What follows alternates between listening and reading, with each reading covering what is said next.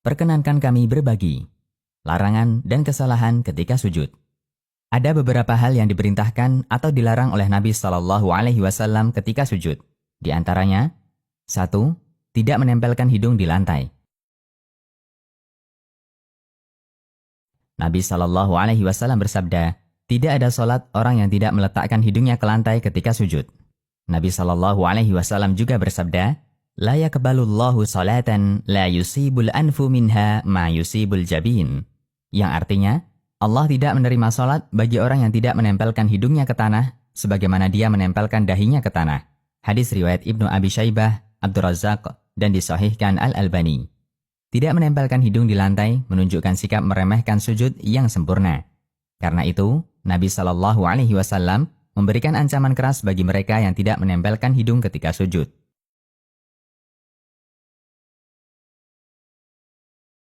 2.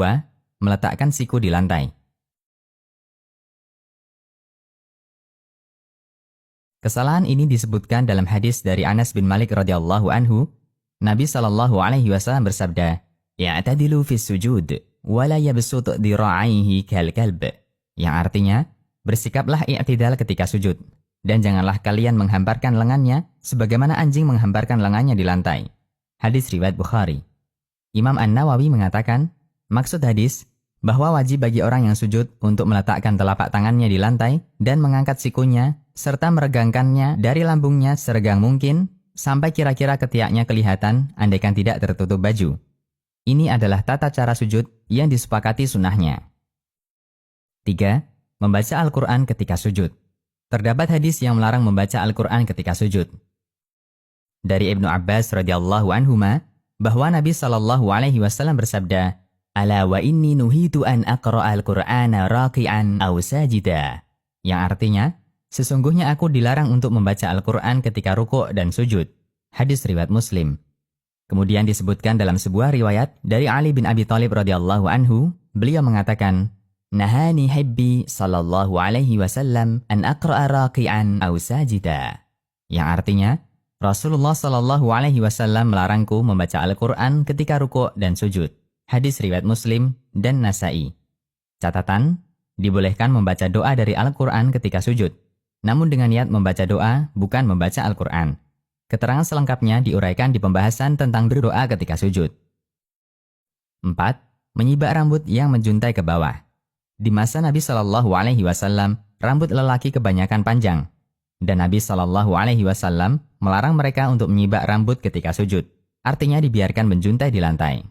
Dari Ibnu Abbas radhiyallahu anhu, Nabi Shallallahu Alaihi Wasallam bersabda, "Umirtu an asjuda ala sab'atin la akuffa sya'ra wala thiyab." Yang artinya, aku diperintahkan untuk sujud dengan bertumpu pada 7 anggota sujud, dan aku dilarang untuk menyibak rambut dan melinting pakaian. Hadis riwayat Nasa'i dan disahihkan Al-Albani. 5. Tidak menghadapkan jari-jari ke kiblat. Seringkali pelanggaran ini kita jumpai di kalangan kaum muslimin, padahal mereka mampu untuk melakukannya, baik jari kaki maupun jari tangan. Ada yang membiarkan jari kaki ke arah membelakangi kiblat, ada yang sujud sambil bertumpu di ujung-ujung jari tangan, sementara telapaknya diangkat. Semua ini menunjukkan kurangnya kesungguhan mereka dalam bersujud.